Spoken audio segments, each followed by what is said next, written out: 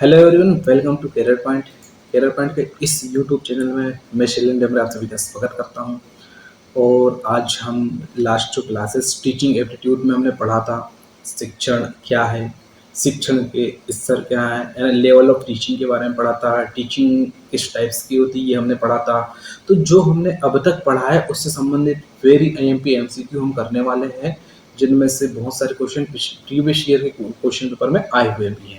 ठीक है, तो आपने जो अभी तक क्लास लगाया, यदि आपने नहीं पढ़े तो पहले उन क्लास को देखिए, समझिए, फिर ये वाली क्लास लगाइए ताकि सभी ऑब्जेक्टिव आपके सही आंसर बने। तो चलो हम समझते हैं, जैसा कि हम कल पढ़े थे और पुरानी क्लासेस में पढ़े थे उसके हम एमसीक्यू देखते हैं। तो ये हम टीचिंग एप्टीट्यूड के एमसीक्यू लगा रहे हैं, जैसा कि एएमआरएस और नेट यूजीसी नेट एग्जाम के लिए बहुत महत्वपूर्ण है टीचिंग एप्टीट्यूड। ईएमआरएस में तो बहुत ज़्यादा वेटेज का क्वेश्चन आ रहा है टीयर फर्स्ट में, तो हम दोनों के लिए देखने वाले हैं, और अन्य एग्जाम में भी जहाँ जहाँ टीचिंग एप्टीट्यूड आता है वहाँ ये वेरी आएंगे।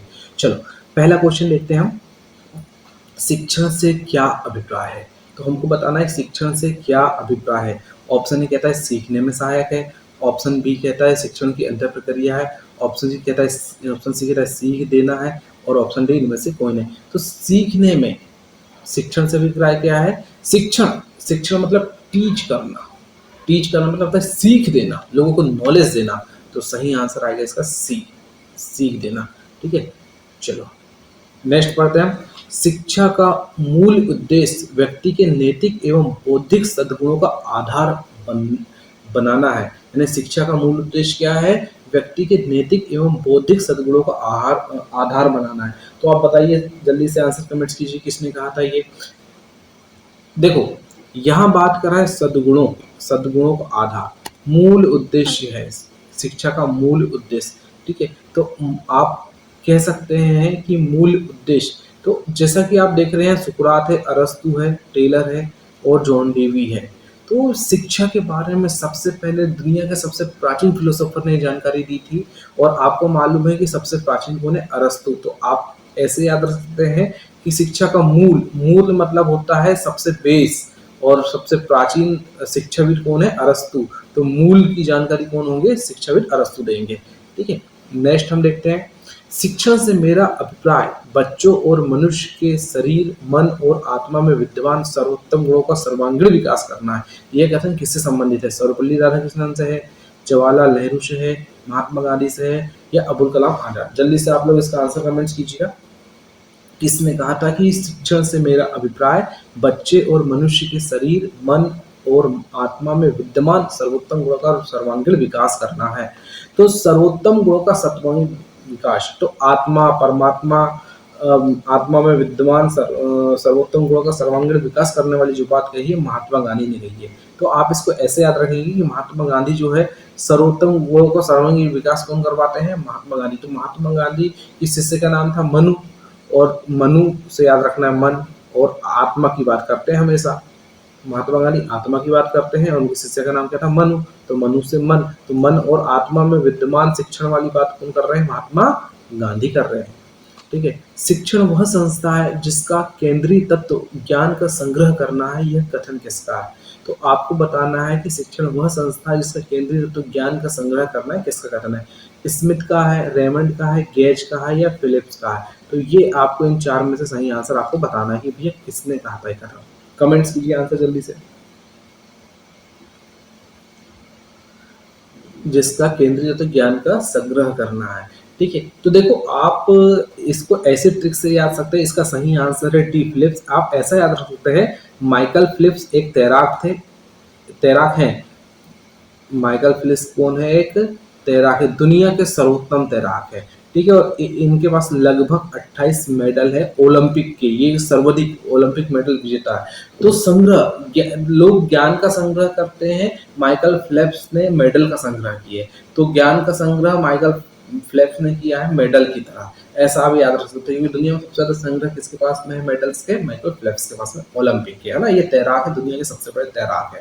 ठीक है, तो आप इससे याद रखिएगा। शिक्षण एक पारस्परिक प्रभाव है जिसका उद्देश्य शिक्षण एक पारस्परिक प्रभाव है जिसका उद्देश्य दूसरे कथन का किसका है, यानी ये कथन किसका है, व्यक्ति के व्यवहार में अपेक्षित परिवर्तन लाना है। शिक्षण देखो एक्चुअल में ये कैसा होना चाहिए, शिक्षण एक पारस्परिक प्रभाव है, व्यक्तियों के व्यवहार में अपेक्षित परिवर्तन लाना है, जिसका उद्देश्य दूसरे कथन का है। तो ये बताना है आपको कि किसने कहा है ये। तो देखो व्यक्तियों के व्यवहार में अपेक्षित परिवर्तन, तो परिवर्तन लाना मतलब उसका गियर चेंज करना या गेज चेंज करना। जब हम किसी गाड़ी में गियर चेंज करते हैं या गेज चेंज करते हैं तो परिवर्तन आ जाता है, ऐसा याद रखना है हमको। तो हमको कौन आ रहा है इसका आंसर, इसका सही आंसर है सी। क्वेश्चन नंबर 5 का जो आंसर है सही आंसर है सी। अगला क्वेश्चन है दूसरों को सिखाने, दिशा निर्देश देने एवं उन्हें निर्देशित करने की प्रक्रिया शिक्षण है। ये कथन किसका है भी, आप दूसरों को सिखा रहे हैं, दिशा निर्देश दे रहे हैं, ठीक है, उन्हें निर्देशित कर रहे हैं, तो ये कैसे कथन। तो आपको याद रखना है कि रिया सबको सिखाती है। रिया किसको सिखाती है, रिया दूसरों को सिखाती है, रिया हमेशा दूसरों को सिखाती है। तो रियांश जो है इसका सही आंसर है, आपको ऐसा याद रखना है, ठीक है, रिया सबको दूसरों को सिखाती है। शिक्षा को मनुष्य और संपूर्ण समाज का निर्माण करना चाहिए। शिक्षा को मनुष्य और संपूर्ण समाज का निर्माण करना चाहिए, इस कार्य किए बिना शिक्षा अपूर्ण कहलाएगी। ये कथन किसने कहा था। तो भैया क्वेश्चन हो रही है कि शिक्षा जो है मनुष्य और संपूर्ण समाज का निर्माण करना है।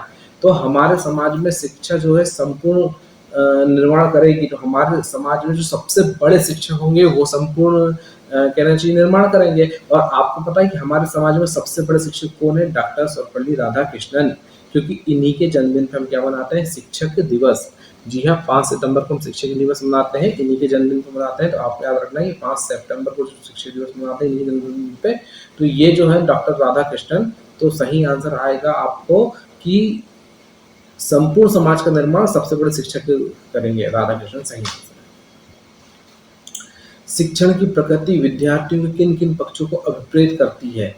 तो शिक्षण की प्रकृति विद्यार्थियों के संज्ञानात्मक अभिप्रेत करती है, क्या भावात्मक करती है, क्रियात्मक करती है, ये बताना है। तो आप सभी लोग सही आंसर देंगे, इसका सही आंसर रहेगा डी, ये सभी, इसमें कोई दिक्कत नहीं।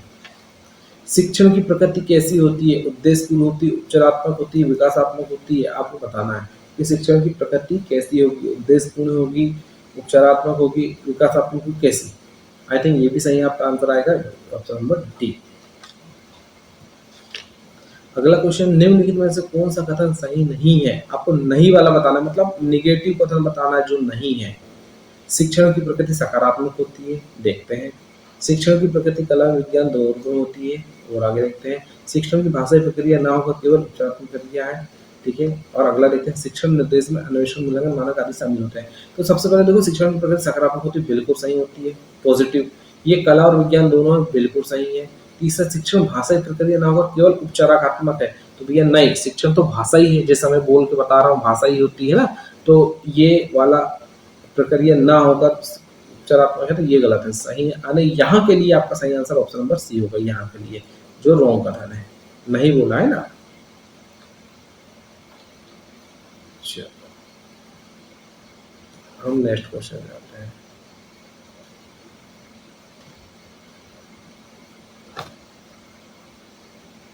निम्नलिखित में से कौन सा शिक्षण की प्रकृति को प्रदर्शित नहीं करता। अगेन नहीं करने वाली बात हो रही है कि शिक्षण सर्वांगीण विकास की शिक्षण सर्वांगीण विकास की प्रक्रिया है, तो बिल्कुल सही है। शिक्षण एक सामाजिक प्रक्रिया है, बिल्कुल सही है। शिक्षण एक गतिहीन क्रिया है, गतिहीन नहीं है भैया, तो सही आंसर आएगा, नहीं बोलता है तो गतिहीन नहीं है, सी आंसर, ठीक है। चलो निम्नलिखित में से एक शिक्षण प्रक्रिया की ओर संकेत नहीं करती। व्यावसायिक प्रक्रिया, सतत प्रक्रिया, अंत प्रक्रिया, सामाजिक प्रक्रिया। तो देखो निम्नलिखित में से एक शिक्षण प्रक्रिया की ओर संकेत नहीं करती, तो आपको बताना है कि शिक्षण प्रक्रिया की ओर संकेत कौन नहीं करता। तो जो व्यावसायिक प्रक्रिया है ये शिक्षण प्रक्रिया की संकेत नहीं करती, सही आंसर आएगा आपका ए। नेक्स्ट क्वेश्चन देखते हैं, जल्दी से आंसर कमेंट्स कीजिए इसका, कि शिक्षण एक त्रिध्रुवीय प्रक्रिया है। मैंने आपको 3 ध्रुव समझा के बताया था, क्योंकि इसमें 3 ध्रुव शामिल है। तो आपको देखो मैंने क्लास में समझा था कि ऐसे हमने ट्राइंगल बनाया था, और ट्राइंगल में 3 ध्रुव बनाए थे। कि ट्राइंगल में शिक्षक एक मुख्य भूमिका में है, शिक्षक के साथ में छात्र तो रहेंगे ही रहेंगे, और छात्र के साथ में क्या है, पाठ्यक्रम है। तो ये छात्र जो थे लेवल फर्स्ट यानी मेमोरी लेवल वाले थे, पाठ्यक्रम जो था मेमोरी लेवल 2 इसमें महत्वपूर्ण थी, और तीसरे पाठ्यक्रम में देखो, आप डिपेंड करता है कि आप लेवल 1 लेवल 2 किसको मान रहे हैं। अगर आप निचली कक्षा में मानोगे तो उस हिसाब से फिर ये उल्टा क्रम मानना पड़ेगा आपको। जैसे निचली कक्षा में शिक्षक केंद्रित होता है, तो जो मेमोरी लेवल है, मेमोरी लेवल वो शिक्षक केंद्रित ये होगा। ठीक है, अगर आप मानेंगे कि भैया मध्यम जो है, जो हमने लास्ट क्लास में देखा था कि भैया छात्र ओरिएंटेड जो होगा, जिसमें पाठ्यक्रम, शिक्षक और छात्र सबकी भूमिका होगी, तो ये पाठ्यक्रम ओरिएंटेड ज्यादा हो जाएगा, इसमें लेवल 2 आएगा। इसको बोलते हैं बोध, है ना, बोध वाला सिस्टम है ये। और तीसरा है छात्र, जिसमें महत्वपूर्ण भूमिका होगा। यहाँ था क्या करना है, कैसे करना है, कोई ज्ञात नहीं था। यहाँ शिक्षक जैसा बोलेगा वैसा होता था छोटे बच्चों को। यहाँ पर क्या पढ़े थे हमने कि क्या करना है ये तो ज्ञात है, लेकिन कैसे करना है ये ज्ञात नहीं है। और यहाँ क्या करना है, कैसे करना है, दोनों ज्ञात नहीं है। छात्र अपने हिसाब से, रिसर्च वाली बातें आती तो वहां पर ये आएगा। ये सबसे महत्वपूर्ण बड़ा लेवल होता है, जिसमें समस्या का समाधान करने के लिए छात्र जो होता है कैपेबल होता है। ठीक है, तो सही आंसर यहाँ पर हम क्या लिखेंगे, छात्र, शिक्षक और पाठ्यक्रम बी। निम्नलिखित में से कौन सा कथन शिक्षण की प्रकृति को दर्शाता है? आप बताना है, क्या कला है, क्या विज्ञान है, क्या दोनों है? तो दोनों नहीं है, सही आंसर होगा दोनों। आई थिंक ये वाला भी आपको बन जाएगा।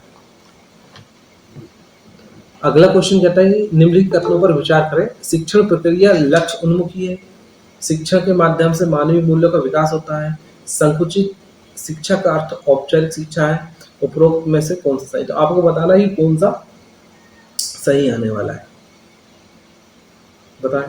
तो देखो, शिक्षण की प्रक्रिया लक्ष्य उन्मुखी है, तो बिल्कुल सही है, बिल्कुल, एक तो आएगा ही आएगा। दूसरा, शिक्षण के माध्यम में मानवीय मूल्यों का विकास होता है, बिल्कुल होता है, दूसरा भी आएगा ही आएगा।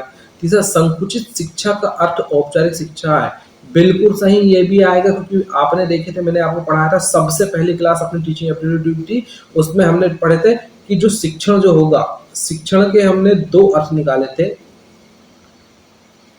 एक गौण अर्थ और एक व्यापक अर्थ। तो हमने गौण अर्थ में पढ़ा था कि भैया जो गौण अर्थ होगा वो संकुचित अर्थ होगा, जिसमें औपचारिक शिक्षा होगी, स्कूल कॉलेज में ली जाने वाली। और व्यापक अर्थ में हमने पढ़ा था अनौपचारिक शिक्षा। अनौपचारिक जो हम स्कूल के दो, कॉलेज के दो, यहाँ नहीं लेते, हम कहाँ लेते हैं, घर में लेते हैं, समाज में लेते हैं, परिवार में लेते हैं, ये वाली, तो उसका व्यापक होता है। संकुचित कौन सा आएगा, औपचारिक। इसलिए तीनों ऑप्शन सही हैं। आई थिंक आपको तीसरे में कंफ्यूजन यहाँ हुआ होगा, दो तो लगा ही दिए होंगे, ठीक है ना। चलो, निम्नलिखित कथनों पर विचार कीजिए। शिक्षण का उद्देश्य छात्रों को सीखने के लिए प्रेरित करना होना है और सीखने में विपरीत शिक्षण प्रबंध पाया जाता है, उपरोक्त कथनों का सही बताइए। तो देखो, शिक्षण का उद्देश्य छात्रों को सीखने के लिए प्रेरित करना होता है, होना है, तो ये वाला सही है, ये वाला पार्ट जो है इसका है। और सीखने में विपरीत शिक्षण प्रबंध पाया जाता है, ये इसका पार्ट है। तो सीखने में विपरीत शिक्षा प्रबंध पाया जाता है, तो विपरीत शिक्षण प्रबंध कैसे पाया जाएगा, इसलिए केवल कथन एक सही है। अगला क्वेश्चन, निम्नलिखित में से शिक्षण का केंद्र बिंदु क्या है? तो आपको बताना है शिक्षण का केंद्र बिंदु क्या है, क्या अध्यापक है, क्या बालक है, क्या विषय समाज है। चलो आंसर कमेंट्स करो, मैं वेट कर रहा हूँ आपका, कमेंट्स करो कि इसका इसका आंसर क्या होगा। कि भैया शिक्षण का केंद्र बिंदु क्या है, मतलब कहना चाहिए कि मुख्य रूप से ये सब चीजें शिक्षण वाला कार्य जो है उसी चीज को देखते हुए, क्या पाठ्यक्रम को देखते रखा गया है, क्या अध्यापक को देखते रखा गया है, क्या बालक को देखते रखा गया है, क्या विषय समाज, किसके लिए है शिक्षण? तो शिक्षण कार्य किसके लिए? बालक के लिए, बालक को देखते हुए रखा गया है, ठीक है ना। शिक्षा के उद्देश्य निम्नलिखित में से कौन से हैं, कौन कौन से हैं बताना है। शिक्षक की समझ क्षमता का विकास करना है, तो देखो भैया शिक्षक की समझ क्षमता का विकास करना है। दूसरा ऑप्शन माता पिता की क्षमता का विकास करना है। तीसरा कक्षा के वातावरण को बनाए रखना, चौथा पालकों की सृजनशीलता को बढ़ा देना है। तो भैया देखो, शिक्षक की क्षमता विकास नहीं करेंगे, शिक्षक तो ऑलरेडी स्किल्ड पर्सन है, तो उधर की बात नहीं करेंगे हम। माता पिता की क्षमता, तो माता पिता भी यहाँ नहीं है ना, तो शिक्षा का उद्देश्य कक्ष वातावरण बनाए रखना, ये हो सकता है। बालकों में सृजनशीलता को बढ़ावा देना, ये ज्यादा उपयुक्त लगता है। सही आंसर कौन सा आएगा? डी। आपका आंसर जो होगा, सही आंसर होगा डी। तो क्यों होगा? क्योंकि इसमें जो है बालक किसको बनाए रखना है? सृजनशीलता को बनाए रखना है, क्रिएटिविटी को। सृजनशीलता मतलब होता है क्रिएटिविटी को बनाए रखना। अगला है मूल्य शिक्षा का उद्देश्य निम्नलिखित में से किस पर संकेंद्रित कर अच्छी तरह पूरा किया जा सकता है? तो मूल शिक्षा का उद्देश्य बताना है। मूल शिक्षा समाज में व्याप्त सांस्कृतिक प्रथाओं से है, किसी सामाजिक समूह द्वारा निर्धारित आचरण के मानकों से है, मानवीय मूल्यों की संवेदना से है, या धार्मिक और नैतिक व्यवहार तथा अनुशासन से है। तो आपको बताना है मूल्य शिक्षा का उद्देश्य किस पर संकेंद्रित कर अच्छी तरह पूरा किया जा सकता है। तो आपको बताना भी है, क्या आंसर दोगे आप इसका? तो सही आंसर इसका आएगा मानवीय मूल्यों के प्रति संवेदना। मानवीय, क्योंकि इसके अंतर्गत ये सारे तीनों इन्वॉल्व हो जाएंगे। धार्मिक नैतिक व्यवहार पे जाएंगे, सामाजिक समूह आएंगे, समाज में व्याप्त संस्कृति प्रथा, ये भी सब, ये तो सही आंसर आएगा सी। ठीक, देखो अभी भी आप में से जो नए लोग हैं जिन्हें चैनल को सब्सक्राइब नहीं कर रहे हैं, सब्सक्राइब कीजिए, बेल आइकन को दबा लीजिए, आपको जो वीडियोस होंगे मिलेंगे। हम कोशिश करेंगे कि ईएमआर वैकेंसी जो है इसके सभी कहना चाहिए सब्जेक्ट के हम जो है वीडियोस आपके लिए लाएं। और यदि आप कमेंट्स करेंगे कि आपको किस सब्जेक्ट में, किस टॉपिक में ज़्यादा दिक्कत जा रही है, तो हम कोशिश करेंगे उसको पहले बनाएंगे, ठीक है ना। तो कोशिश कीजिएगा, चैनल को सब्सक्राइब करें, ठीक है। चलो आगे बढ़ते हैं। निम्नलिखित में से कौन सा शिक्षा जगत में शिक्षण के 3 स्तरों में शामिल है ना। ये वेरी आईएमपी क्वेश्चन है, ये बहुत बार आया है ये। तो हमने लास्ट क्लास में पढ़ा था कि शिक्षा के 3 स्तर जो हैं, तो स्मृति स्तर, लेवल 1, यहाँ पर क्या होता है कि शिक्षक जो पढ़ाएगा वही छात्र पढ़ेगा, रटने पर होगा यहाँ आधारित, ठीक है, यहाँ रटने वाली प्रक्रिया होगी। दूसरा है लेवल 2, यहाँ पर पाठ्यक्रम मुख्य भूमिका में आएगा, है ना, पाठ्यक्रम निर्धारित होगा, शिक्षक जो है बालक को पढ़ाएगा, लेकिन यहाँ पर क्या पढ़ना है, कैसे पढ़ना है, दोनों निश्चित होगा। यहाँ क्या पढ़ना है और कैसे पढ़ना है दोनों निश्चित नहीं होगा। क्या पढ़ना है तो क्लियर है, कैसे पढ़ना है यहाँ छात्र को सेलेक्ट करना पड़ेगा। और चिंतन इंसान लेवल 3 होगा, जैसे रिसर्चर वगैरह होते हैं, छात्र मुख्य भूमिका है। क्या पढ़ना है, कैसे पढ़ना है, छात्र को नहीं पता है, दोनों चीज, ठीक है। तो मुख्य भूमिका में यहाँ या अनुसंधानकर्ता की भूमिका में होता है। तो आंसर आएगा ए बी सी, तीनों शिक्षा के स्तर है शिक्षण के सतत क्षेत्र को प्रमुख रूप से 3 स्तरों में विभाजित किया गया है। इनमें से कौन सा एक शामिल नहीं है बताना है। तो कौन सा शामिल नहीं है? पहला है स्मृति स्तर या स्मरण। तो हमको देखो शिक्षण के सतत क्षेत्र को प्रमुख रूप से 3 स्तरों में विभाजित किया गया है, तो कौन सा नहीं है? अभी स्मृति हमने पढ़ा है, अभी भाव वाला नहीं पढ़ा था हमने, बोध वाला हमने पढ़ा है और चिंतन वाला पढ़ा था, इसलिए सही आंसर आप यहाँ लगाएंगे भाव। हर्बर्ट शिक्षण मॉडल आधारित है, तो आपको मालूम होना चाहिए हर्बर्ट। तो मैंने देखो कल क्लास में बताया था कि लेवल 1 जो मेमोरी वाला है, स्मृति वाला है, मेमोरी, वो किस पर आधारित है? हर्बर्ट पर आधारित है, ठीक है। लेवल 2 मॉरिसन पर है, बोध आधारित है, ठीक है। और लेवल 3 जो है हमने हंट वाला पढ़े थे, कल हमने देख लिया था लास्ट क्लास में। तो सही आंसर आ गया इसका हर्बर्ट, किसका? स्मृति या स्मरण। अगला क्वेश्चन, किस स्तर की शिक्षण प्रक्रिया में बालक विषय वस्तु के तथ्यों को कंठस्थ कर लेता है? तो आपको पता है स्मृति या स्मरण लेवल में, यानी मेमोरी लेवल में बालक जो है चीजों को कंठस्थ कर लेता है, पूरा पूरा शिक्षक ने जैसा कहा वैसा वो कर लेता है। तो सही आंसर आएगा बी, है ना। देखो ये क्वेश्चन जो हम हो रहे हैं आपको समझ में आ रहे हैं, तो बताइएगा कमेंट्स करके कि समझ में आ रहा है या नहीं आ रहा है, या इसमें कोई आप अपडेशन करते हैं, वीडियो और स्पीड चाहते हैं या स्लो चाहते हैं, सही चल रहा है, ये सब आप बता सकते हैं, ठीक है। अगला क्वेश्चन है, स्मृति स्तर के शिक्षण को अधिक बेहतर बनाने के लिए सुझाव दिए जा सकते हैं। स्मृति स्तर मतलब मेमोरी बेस वाला, लेवल फर्स्ट की बात हो रही है यहाँ, जहाँ शिक्षक सब कुछ छात्र को रटा देता है और पढ़ा देता है और छात्र उतना ही रखता है जितना शिक्षक कहता है। तो पाठ्य पुस्तक को क्रमबद्ध तरीके से प्रस्तुत किया जाना चाहिए, बिल्कुल सही किया जाना चाहिए। अभ्यास के लिए ज्यादा से ज्यादा समय दिया जाना चाहिए, बिल्कुल सही दिया जाना चाहिए। थकान का समय शिक्षण नहीं होना चाहिए, बिल्कुल सभी, ये सभी बातें, है ना, ये सभी बातें हमने पढ़ा है क्लासेस में। आप पूरा देखो अभी भी मैं बोल रहा हूँ कि जो डायरेक्ट सीधे इस क्लास में आए हैं, तो आप प्लेलिस्ट में जाइए, टीचिंग एप्टीट्यूड में जाइए, और टीचिंग एप्टीट्यूड में जाने के बाद में वहाँ टीचिंग एप्टीट्यूड की प्रीवियस क्लास दीजिए, उसको पढ़िए और उसके बाद कीजिए इसको, तो पूरे क्वेश्चन आपके सही आंसर आएंगे। निम्नलिखित में से किस प्रकार का शिक्षण का जो शिक्षण कार्य है वो ज्ञानात्मक स्तर का है? तो ज्ञानात्मक स्तर का, तो आपको मैंने बताया था पहला वाला लेवल ज्ञानात्मक स्तर का होगा, ठीक है। तो आपको मैंने तीनों आपको पढ़ाया था ज्ञानात्मक स्तर का, तो कौन सा होगा? पहला, और पहला नंबर कौन सा है? मेमोरी लेवल का, यानी स्मृति लेवल, ज्ञानात्मक लेवल का होगा, ठीक है ना। दूसरा आता है भावात्मक लेवल, बोध स्तर, भावात्मक, और तीसरा आता है चिंतनात्मक लेवल या आलोचनात्मक लेवल या क्रियात्मक लेवल, क्रियात्मक। इस स्मृति स्तर पर शिक्षण का मूल्यांकन किस प्रकार किया जाता है? मौखिक लिखित तो दोनों द्वारा किया जाता है, सी आंसर है, कोई दिक्कत नहीं इसमें आपको। बोध स्तर के शिक्षण का प्रतिमान किससे विकसित किया गया था? बोध अब भी मैंने बताया था, ठीक है, हर्बर्ट महोदय ने तो मेमोरी वाला किया था, मेमोरी यानी स्मृति, और बोध का किसने किया था? मॉरिसन ने किया था। और हंट का किसने किया था? ये तीसरा स्तर किया था, ठीक है ना। हंट का कौन सा स्तर? लेवल 3 वाला किया था, लेवल 3 चिंतन स्तर। तो सही आंसर, इसका सही आंसर कौन सा होगा? बोध का मॉरिसन। निम्नलिखित में कौन सा बोध का अर्थ है?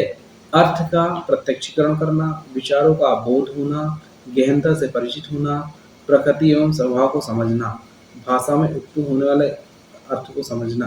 तो ये सभी आएगा, कोई दिक्कत नहीं इसमें। मॉरिसन की बोध स्तर की शिक्षण व्यवस्था में शामिल 5 सोपान में से कौन सा शामिल है? आपको बताने कौन कौन सा शामिल है?